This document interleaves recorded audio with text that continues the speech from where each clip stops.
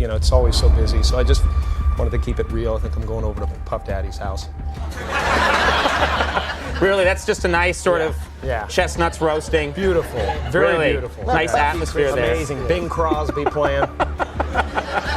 Can you get us in? Where's Bill Cosby? I don't know. I don't know. Bing Crosby, Bill Cosby. No one knows anymore. I get mixed up. I'm here for Will Smith, the person. She's like, hey man, celebrities don't hang out at Planet Hollywood. And I was like, am I getting punked? At least in my head, I'm like, at least I'm not anybody, right? So I get downstairs and it's 10 black dudes, all in a small room, probably the same size as this, with curtains all around it and a folding table in the center. And I'm looking and I'm like, oh my God, these 10 black dudes, Will, Charlie Mack, I know he's bringing Jazzy Jeff, that's 13 black, I'm a lot of dudes tonight. Like in my head, I'm like, if this is a scenario, I am screwed. Jim Carrey just put Will Smith and Diddy on blast for some seriously dark stuff. Jim is exposing all the filth behind the Hollywood glitz. And he is starting with Will Smith. Will had young guys caught up in some shady business with Diddy, all in the name of rituals. Jim, the whistleblower, Jim Carrey just dropped a serious truth bomb about why he stayed clear of Diddy's infamous parties. We've never seen Jim's photos at those white parties, nor have we heard him speak of freak-offs before, and he's finally revealing the reason why he didn't mingle with the Hollywood elite. In fact, he's been calling out and fighting Hollywood's dark side for years, hinting at things like the Illuminati running the show. Is that a gang sign? Have you, Oh, like you don't know what it is. You don't know what that is. I have no idea. You don't know. Jimmy Fallon doesn't know. David Letterman doesn't know. We don't know. All the comics and show business don't know what this is. Right? Yeah. What is it? Come on, Jimmy. Seriously, the time is up. People are hip to this kind of stuff. I'm here tonight to blow the lid off it, to be the whistleblower. I'm sick and tired of the secrets and the lies. It is the secret symbol of the Illuminati, and you're a part of it, and it is the all-mocking tongue. Lately, more celebs have been spilling details on what supposedly went down, from creepy stuff to and even darker stories that most people can't bear to mention. And let's be real, Jim been outspoken about Hollywood's sketchy underbelly for a while now. Remember when he went full-on existential during that bizarre 2017 New York Fashion Week interview? As I said, our law firms have been retained by 120 individuals at this point to pursue cases in civil court against Sean Diddy Combs. You should know, in this group, it is evenly divided between males and females. There are 60 males and 60 females who have joined us to pursue these claims as plaintiffs. Yeah, Mr. Lee. Yeah, I love this drink. Will you put my bag? I like when you like this, Daddy. Yeah, will you put my bag? Daddy, I like when Mr. you Lee. scrambling and scraping. No, I got I notes like and that. shit. Wow, okay, I've got a lot I can't tell. So, I can't tell that one either. I mean, I'm like actually cycling through them. There was one moment, so it's not really a party story, but our relationship was really bizarre. So it started over punked, because he was like, yo, don't punk you me. can't punk me. And I was like, I don't know what to tell you, everybody's on the table. He's like, not me, I'm off the table. I just want to say, So good, you're doing so good. I just want to say,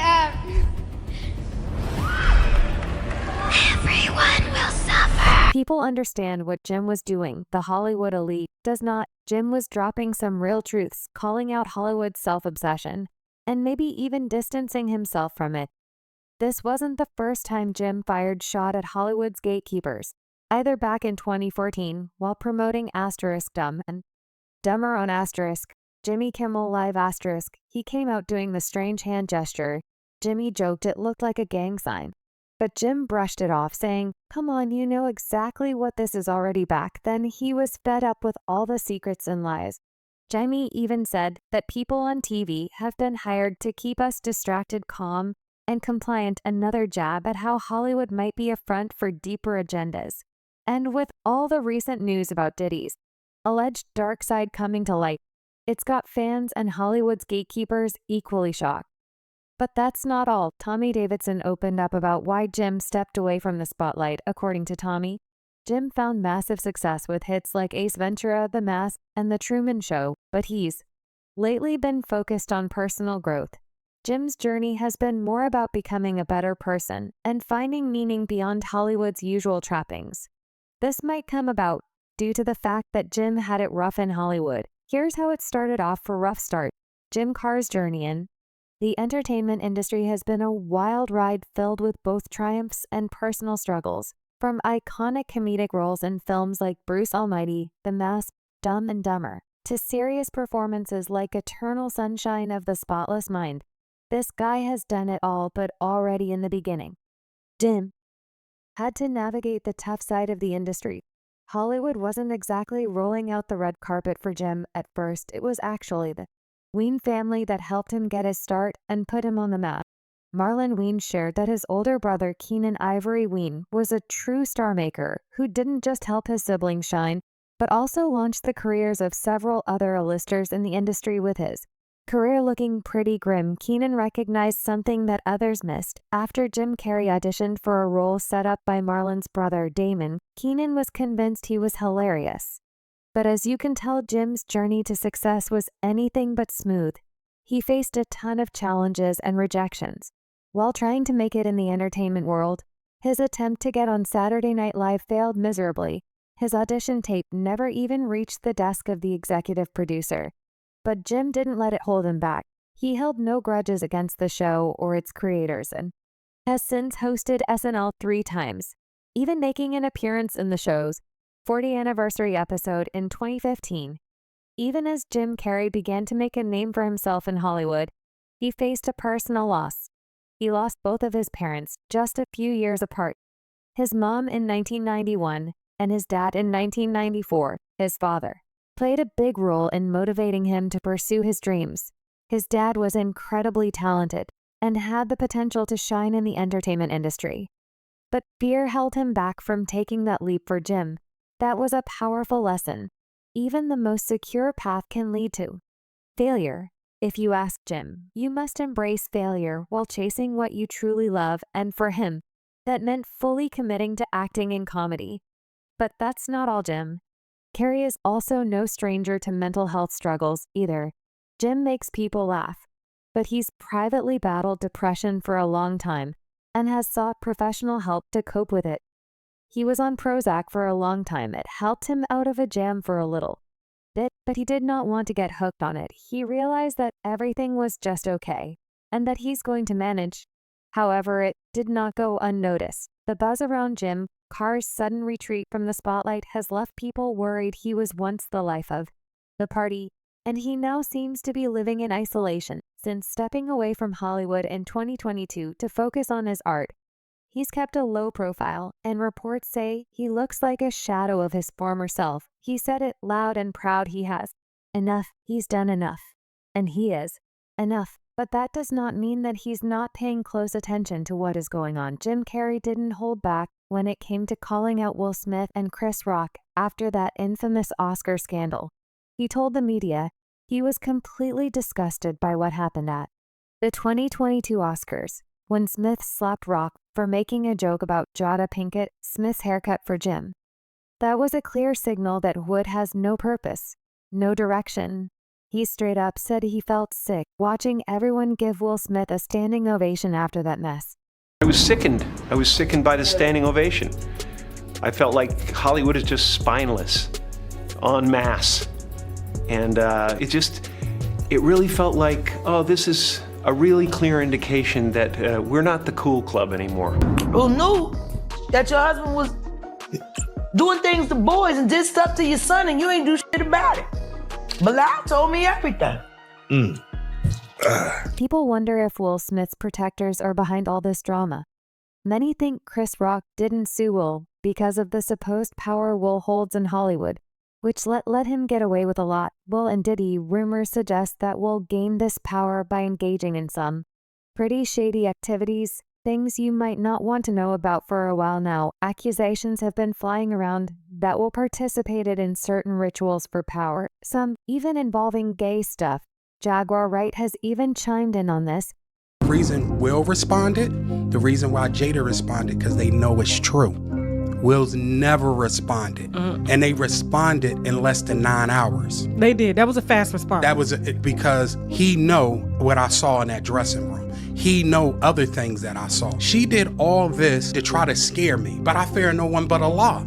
Jada, listen, in 2 weeks, if you don't sue me in 2 weeks, if Tasha K will have me, I'm back here and I'm dropping evidence, period. You said I extorted you. You said there's a money shakedown. You said a lot of things about me. And you know that the things that you said were untrue. Let's get into a little bit more of it. Jada runs Will, period. Me and her at war. I'm gonna put Will to the side. Will is to the side. Me and Jada, I will say this because I know you're watching. I know Karen Tense is watching. Who's Karen Tense? That is her PR person for years. Okay. Right? I know they're watching. Jada, you're a bald head liar and you're a drug addict, right? Oh, God. You told the world that you were gonna sue me. As of yet, and you said you're gonna do it swiftly. It's been over 2 weeks. So Jada, I'm giving you 2 more weeks to sue me. If you don't sue me, this is what's gonna happen. All the sex parties, right? And the people, the men that you hit with dildos, I'm naming names, right? All the salacious stuff that you have done and hurt other people, I'm naming names. You assassinate my character. You say I extort you. The rumors of Will Smith being gay and having gay relations with who was it with? Diddy. And we can't remember what Linnell said now. Can we the rumors of Will Smith being gay and having gay relations with who was it with Diddy know they were joking then? But it's not funny anymore. So what is the connection between Diddy and Will Smith? These two have been in the G together since the late 90s, rising to fame in the music and entertainment scenes. They've been hanging out together at countless events, flexing their A-list status, especially when it comes to the freak-offs that Miami party in 2004. Will was there, and it was as crazy as you can imagine, featuring a buffet served off a naked woman's chest.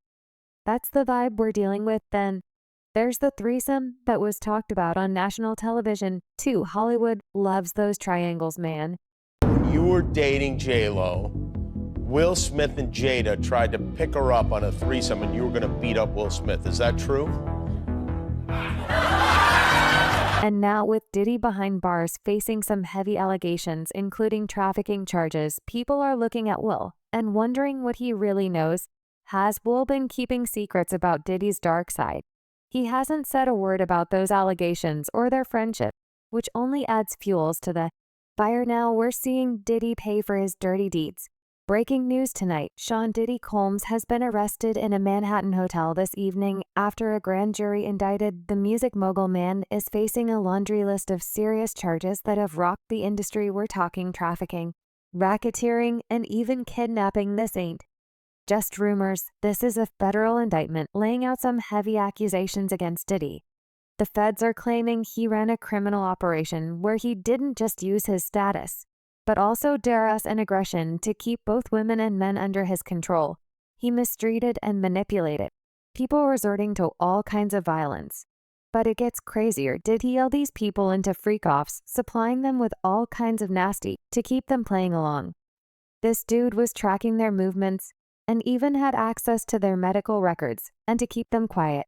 It was either NDA or he filmed tapes that they had no clue about during the raids on his crib. Authorities found a stash that raised eyebrows, guns, ammunition, and over 1,000 bottles of lubricant. They even discovered narcotics like Ketamine and GHB in the mix. Here's the interesting part. Diddy has pleaded not guilty, claiming he's going to fight all these charges. But with everything piling up, it's difficult to see a way out for Diddy that doesn't involve life behind bars. And this ain't just about the Diddy accusations. It's about the potential fallout in the industry, Will Smith, and who knows how many more knew about what was taking place, yet they kept their mouths shut. We're basically waiting to see how is going to end up indicted next. But the big question still remains. What does this mean for Will Smith? Are they really just friends? Or is there more lurking in the shadows? Let us know what you think about it. And make sure to check out this next video. You know what I mean? I got on my Diddy mode. I'm sorry, I started licking my lip. You know what I'm saying? You know what I mean? Yo, Diddy, you gave me the oosh gosh, goosh gosh. You gave me the whoosh-gash muaf, the swoosh-wash. Diddy. Yeah, son. I mean, you gave me the whoosh-gash muaf.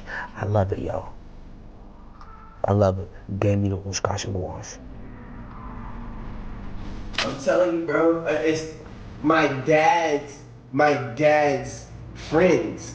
My dad sicked his baddest friends on me. Who's your dad? Lucifer. So you won't believe it, but things just got even crazier. Diddy's caught up in another lawsuit, and this time it's from a former male employee. The guy's claiming Diddy was all handsy inappropriately. Yet it's like one bombshell after another. This producer dude is accusing Diddy of some seriously messed up stuff, including some forced weirdness with other guys in the industry.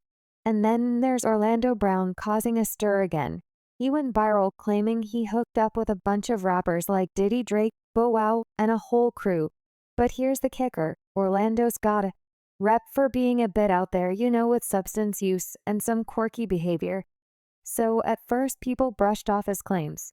But now that big shots are getting called out for some wild stuff, folks are starting to wonder if Orlando was on to something all along. So who are these rappers supposedly taking advantage of Orlando? It's a wild ride, man. He loved me while he loved me. And only I can, just like Diddy. The same thing with Diddy. Nigga, they love me while they love me, bro. Period. And I know it's them. I'm not trying to be no dick, you know what I'm saying? Yeah.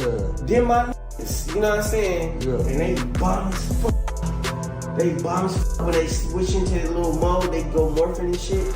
They bomb as fuck with my niggas. I just said morphing. So hold on, wait. Them my niggas, bro. What is really going down behind the scenes in the rap game? We have to dive into Orlando's past. Get a feel for the guy behind the headlines. Alright, if you were a diehard Disney Channel fan back in the early 2000s, chances are you've got a soft spot for That's So Raven. I mean, who could forget Raven, Simone, and her crew, Chelsea and Eddie right now? Eddie, played by Orlando Brown, was the funny guy of the group, always cracking jokes and dropping impromptu WPS. But once the cameras stopped rolling in, 2007 things took a turn for the not so funny for Brown dudes started making headlines, and not the good kind. We're talking arrests for drugs, assault, and some seriously wild behavior like showing up at someone's place barefoot with a box of wine. It was met.